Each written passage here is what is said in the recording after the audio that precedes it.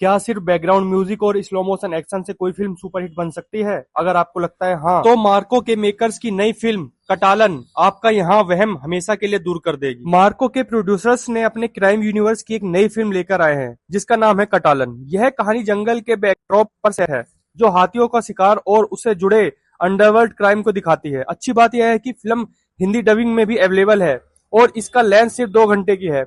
Movie के and में कई पोस्ट क्रेडिट सीन भी डाले गए हैं। मेकर्स ने खुद रिवील किया है कि इसमें एलसीयू लोकेश कनकराज यूनिवर्स के डायरेक्टर लोकेश कनकराज एक पावरफुल गैंगस्टर के रोल में नजर आने वाले हैं। फिल्म को देखते हुए आपको पुष्पा के एक्टर्स और केजीएफ 2 जैसे पोस्टर्स की याद आएगी। ऐसा लगता है कि मेकर्स ने मार्को जैसे वायलेंस रिपीट करने की पूरी कोशिश की है। कहानी जंगल के उन शिकारियों की है जो असल में हाथी के दांतों को स्मगल करते हैं, जो हाथियों को मारकर करोड़ों का धंधा करते हैं। इस धंधे में 2 गैंग्स आमने सामने हैं और इनकी पुरानी दुश्मनी के बीच एक तीसरे प्लेयर्स की एंट्री होती है। फिल्म में पुलिस है, पॉलिटिक्स है, गैंग्स है और बहुत सारा खून खराबा भी है। बात करते हैं नेगेटिव्स की। मेकर्स फिल्म में खून खराबा डालना तो नहीं भूले, लेकिन जो डालना भूल गए वो है एक अच्छी और कंप्लीट कहानी। मार्को के नाम पर बेची गई इस फिल्म से सबको उम्मीद थी कि कोई सॉलिड सस्पेंस थ्रिल देखने को मिलेगा, लेकिन यहाँ सब उल्टा हो गया। एक्शन सीन्स के नाम पर सिर्फ स्लो मोशन ठूस दिए गए हैं। जो खतरनाक और ब्रूटल वायलेंस मार्को में था, यह नई फिल्म उसका 1% भी नहीं है। नए एक्टर के आने से, पुराने डायरेक्टर बदल जाने से फिल्म कबाड़ा कैसे होती है, इस फिल्म में आपको अच्छी तरह दिखने को मिलेगा। फिल्म के hand to hand fight scenes बहुत नॉर्मल हैं और कोई खास इम्पैक्ट नहीं डालते। बंदूक से निकली गोली कब, कहां और किसको लग गई कुछ पता ही नहीं चलता। सारे गन शॉट्स बेहद फेक और इलॉजिकल लगते हैं। कहा मार्को का वो आइकॉनिक सीढ़ियों वाला सीन जो लीड एक्टर के बिना किसी ब्रेक के कंटिन्यू शूट किया गया था, और कहा ये फिल्म म्यूजिक का सरदर्द और बोरिंग कैरेक्टर।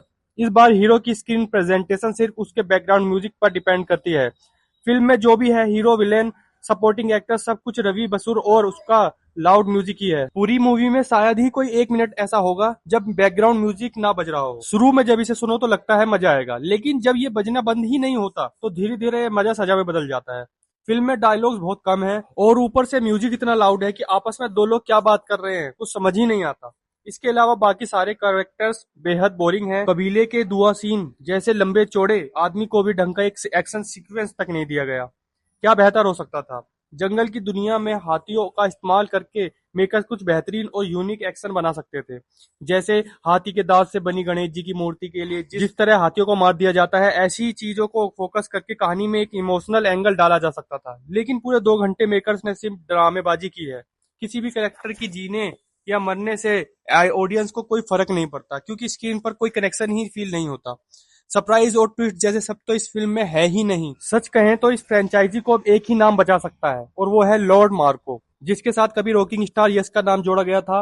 अब कोई जादू करो या तांत्रिक बुलाओ, क्योंकि अगर रॉकी भाई इस यूनिवर्स में आ जाएं तो शायद इसका लेवल ऊपर उठ जाएगा, वरना इसकी बकवास कहानी तो सीधा जमीन के नीचे ही जाएगी। रेटिंग 5 में से सिर्फ 1 स्टार। सलाह यह है भाई, इस फिल्म को आप आराम से स्किप कर सकते हैं। मार्को के नाम पर धोखा खाने की कोई जरूरत नहीं है। इससे बेहतरीन ऑप्शन है कि आप अमेजोन प्राइम या कहीं और किसी अच्छी थ्रिल जैसे अम्बेसन देख लो। इसे देखोगे तो दिमाग 2 हिस्सों में बट जाएगा कि कहानी क्या थी, एक्टिंग क्या थी, आपके तोते उड़ जाएंगे।